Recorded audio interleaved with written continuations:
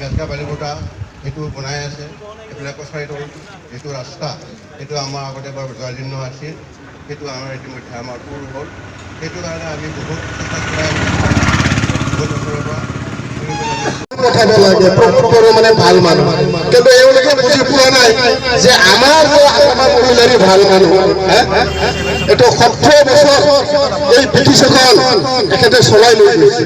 তো এনেকুৱা আমাক ভাল মানুহ লাগে যি মানুহে 70 বছৰ চলাই লৈ গ'ল আৰু এই 70 বছৰৰ এক্সপিৰিয়েঞ্চ আমাৰ ব্ৰিটিছ অঞ্চলত ক'ত কি বস্তু লাগে, ক'ত কি অভাৱ আছে, কি কি বস্তু সমাধান কৰিবৰ কাৰণে আমাৰ যিটো নেকি এক্সপিৰিয়েঞ্চ থকা নেতা আমাৰ দলীয় নেতা সভাপতি চিফ আমাৰ পিটিচি চিফ আগ্ৰামা মহিলাৰী ছাৰৰ বহুত প্ৰয়োজন আছে আমাৰ পিটিচি। সেইকাৰণে সদীয় ৰাইজ আপোনালোকে কাৰো কথাত ভুল নাযাব। নেক্সট পুনৰবাৰ আমি আগ্ৰামা মহিলাৰীৰ নেতৃত্বত আমি ঐক্যতি আৰু সম্প্ৰীতি ৰাখি পেলাই আমি যাতে আমি আকৌ পুনৰ পিটিচিত গৈ ৰাজ্যত সেৱা কৰিবৰ কাৰণে আপোনালোকে এটা পুনৰ এটা সুযোগ দিয়ক। সেইটো লৈ আপোনালোকৰ ওচৰত প্ৰাৰ্থনা কৰি মোৰ আজি সেই কাৰ্যালয় উদ্বোধনী সভাত যিটো দুআষাৰ বক্তব্য ৰাখিবৰ কাৰণে আপোনালোকৰ এই প্ৰাইমাৰীৰ কছাৰীটোৰ প্ৰাইমাৰীৰ সভাপতি ডাঙৰীয়াই মোক এটা সুযোগ দিয়াৰ কাৰণে তেখেতলৈ ধন্যবাদ জনাইছো আৰু আপোনালোকলৈও মই ধন্যবাদ জনাইছো।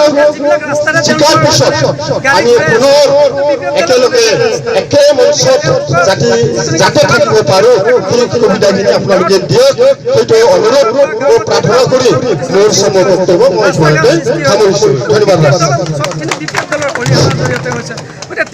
আমাৰ বসুমতাৰী ডাঙৰীয়ালৈ ধন্যবাদ থাকিল।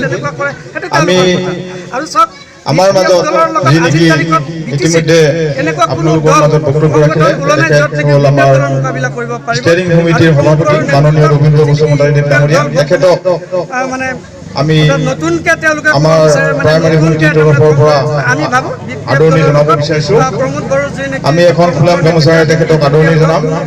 আমাৰ আদৰণি জনাব আমাৰ প্ৰাইমাৰীৰ সদস্য মাননীয় শ্ৰী দীপেন বড়ো ডাঙৰীয়া। আপোনালোকে আহি আমাৰ যি কাৰ্যসূচী ৰূপায়ণত সহায় সহযোগিতা আগবঢ়ালে তাৰ কাৰণে আপোনালোকলৈ অশেষ ধন্যবাদ যাচিছোঁ। আৰু লগে লগে আজি আমাৰ কাৰ্যসূচীটো ইমানতে সমাপ্ত হোৱা বুলি ঘোষণা কৰিছোঁ।